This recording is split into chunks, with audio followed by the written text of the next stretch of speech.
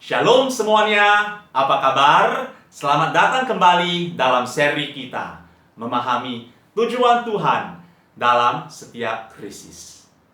Bapak, Ibu, saudara-saudari yang kekasih, masih ingat apa yang sudah kita pelajari sejauh ini? Setiap krisis, meskipun berbahaya, adalah kesempatan bagi Tuhan untuk menggenapi tujuannya yang sempurna dalam hidup kita. Yang pertama, setiap krisis adalah untuk kemuliaan Tuhan. Setiap krisis yang kita hadapi adalah kesempatan bagi Tuhan untuk menyatakan kemuliaannya melalui pekerjaannya dalam hidup kita. Yang kedua, setiap krisis adalah untuk kebaikan kita. Setiap krisis yang kita hadapi adalah kesempatan bagi Tuhan untuk mendatangkan kebaikan bagi kita dan melalui kita. Dalam bagian 3 dari seri ini, kita akan belajar bahwa yang ketiga, setiap krisis adalah untuk pertumbuhan kita. 2 Petrus 3 ayat 18 berkata, "Tetapi bertumbuhlah dalam kasih karunia dan dalam pengenalan akan Tuhan dan Juru Selamat kita, Yesus Kristus." Kata kunci dalam ayat ini adalah kata bertumbuhlah. Tuhan menghendaki kita untuk bertumbuh dalam hubungan kita dengan Yesus Kristus dan semakin mengenal Dia hari demi hari. Mari kita melihat ayat lain, Kolose 2 ayat 7. "Hendaklah kamu berakar di dalam Dia dan dibangun di atas Dia. Hendaklah kamu bertambah teguh dalam iman yang telah diajarkan kepadamu. Dan hendaklah hatimu melimpah dengan syukur." Ada beberapa frasa kunci dalam ayat ini. Berakar di dalam Dia, dibangun di atas Dia, bertambah teguh dalam iman, dan hatimu melimpah dengan syukur. Semua frasa ini berbicara tentang pertumbuhan rohani di dalam Yesus Kristus. Jadi, sekali lagi, kita bisa melihat bahwa keinginan Tuhan adalah supaya kita bertumbuh secara rohani di dalam Yesus Kristus. Namun, ada satu frasa dalam ayat ini yang sering diabaikan. Tahukah frasa itu? Frasa apa? Frasa itu adalah yang telah diajarkan kepadamu. Mengapa ayat ini berkata, "Hendaklah kamu bertambah teguh dalam iman yang telah diajarkan kepadamu"? Karena meskipun kebenaran firman Tuhan bisa jadi telah diajarkan kepada kita, itu tidak berarti bahwa kita bertambah teguh dalam iman yang telah diajarkan kepada kita. Bagi Tuhan, apa yang penting bukan hanya sekadar pengajaran, tapi pertumbuhan.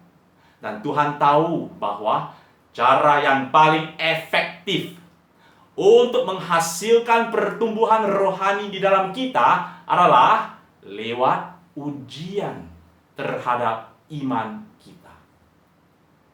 Itulah sebabnya Yakobus 1 ayat 2-4 berkata, "Saudara-saudaraku, anggaplah sebagai suatu kebahagiaan apabila kamu jatuh ke dalam berbagai-bagai pencobaan. Sebab kamu tahu bahwa ujian terhadap imanmu itu menghasilkan ketekunan. Dan biarkanlah ketekunan itu memperoleh buah yang matang, supaya kamu menjadi sempurna dan utuh dan tak kekurangan suatu apapun." Bapak, Ibu, saudara-saudari yang kekasih, inilah pelajaran yang sangat penting bagi kita. Setiap krisis bukan hanya untuk kemuliaan Tuhan dan kebaikan kita, tapi juga untuk pertumbuhan kita. Setiap krisis yang kita hadapi adalah kesempatan bagi Tuhan untuk menghasilkan pertumbuhan rohani di dalam kita. Izinkan saya untuk menjelaskan lebih lanjut dengan membagikan kesaksian pribadi saya. Pada tahun 2015, saya didiagnosis dengan suatu penyakit yang disebut dengan sindrom Guillain-Barré. Sindrom Guillain-Barré adalah suatu penyakit autoimun yang serius dan langka, di mana sistem kekebalan tubuh menyerang sistem saraf dan menyebabkan kerusakan saraf. Kerusakan saraf itu mengakibatkan gejala seperti mati rasa, kesemutan, kelemahan otot, dan pada akhirnya dapat menyebabkan kelumpuhan dan bahkan kematian. Saya masih ingat dengan jelas bagaimana saya mengalami gejala-gejala tersebut di tangan, kaki, dan wajah saya. Saya mengalami kesulitan melakukan hal-hal sederhana pun, misalnya memakai tangan, berjalan, menggerakkan mata, bibir, dan mulut, berbicara, senyum, makan, dan minum. Itulah masa yang sangat sulit bagi saya dan istri saya. Namun, dalam perjuangan saya dengan sindrom Guillain-Barré, Tuhan menghibur saya melalui firman-Nya. Jauh di dalam hati saya merasakan Tuhan berbicara kepada saya, "Eugene, aku mengasihi engkau dengan kasih yang kekal. Alasannya kamu terkena sindrom Guillain-Barré bukan karena aku tidak mengasihimu. Sebaliknya, justru karena aku sangat mengasihimu. Itulah sebabnya aku mengizinkan kamu menghadapi krisis kesehatan ini. Karena krisis ini adalah untuk kemuliaanku, kebaikanmu, dan pertumbuhanmu." Dari hati saya bersyukur kepada Tuhan. Karena Tuhan mengajar saya untuk melihat penyakit saya dari sudut pandang-Nya.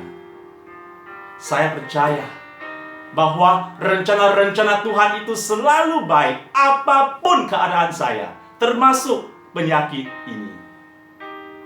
Saya masih ingat, saya berdoa dan menyerahkan seluruh hidup saya kepada Tuhan.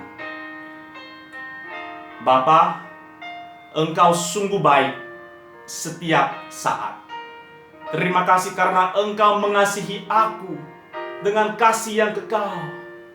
Aku tahu bahwa Engkau mengizinkan aku terkena sindrom Guillain-Barré. Karena inilah bagian dari rencana-Mu yang indah bagi hidupku. Aku tahu bahwa ujian terhadap imanku ini adalah untuk kemuliaan-Mu, kebaikanku, dan pertumbuhanku. Aku menyerahkan seluruh hidupku ke dalam tangan-Mu. Jika itulah kehendak-Mu untuk menyembuhkan aku tahu bahwa tidak ada yang mustahil bagi-Mu. Tapi seandainya kehendak-Mu adalah supaya aku tidak akan sembuh, jadilah kehendak-Mu. Segala kemuliaan hanya bagi Tuhan. Nyamanlah jiwaku. Dalam nama Tuhan Yesus, aku berdoa dan mengucap syukur. Amin. Hari demi hari, saya mengalami kasih karunia Tuhan dan damai sejahtera Tuhan dalam hidup saya. Arti kehadiran Tuhan selalu nyata di dalam hidup saya. Di tengah-tengah kelemahan saya belajar bahwa tujuan Tuhan bukan untuk memberi saya kekuatan, melainkan untuk mengajar saya untuk bergantung padanya sepenuhnya, sehingga Dia dapat menjadi kekuatan saya. Waktu saya tidak memiliki kekuatan untuk menggerakkan bibir saya untuk tersenyum, Tuhan menjadi kekuatan saya dengan memampukan saya untuk bersorak-sorai dalam hati saya. Pada akhirnya, Tuhan memilih untuk menyembuhkan saya. Kalau hari ini saya bisa hidup dengan normal dan semua saraf saya sudah dipulihkan sepenuhnya, inilah mujizat Tuhan. Dan hanya oleh anugerah Tuhan yang luar biasa.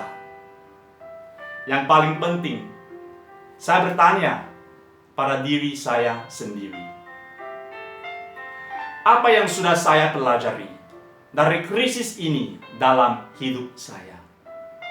Dari hati dan pengalaman pribadi saya bisa sungguh-sungguh berkata, yang pertama, setiap krisis yang saya hadapi adalah kesempatan bagi Tuhan untuk menyatakan kemuliaan-Nya melalui pekerjaannya dalam hidup saya.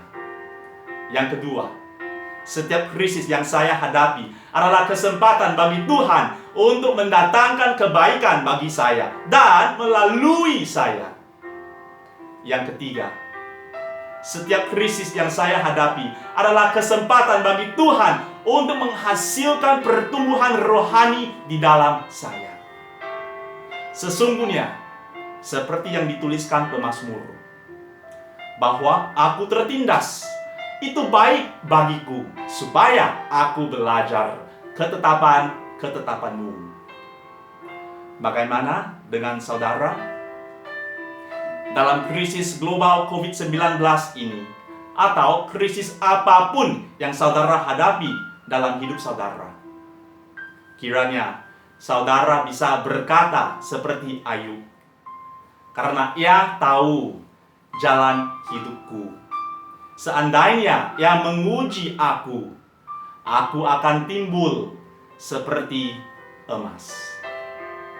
Sampai jumpa lagi untuk bagian yang keempat dan yang terakhir dalam seri kita, memahami tujuan Tuhan dalam setiap krisis.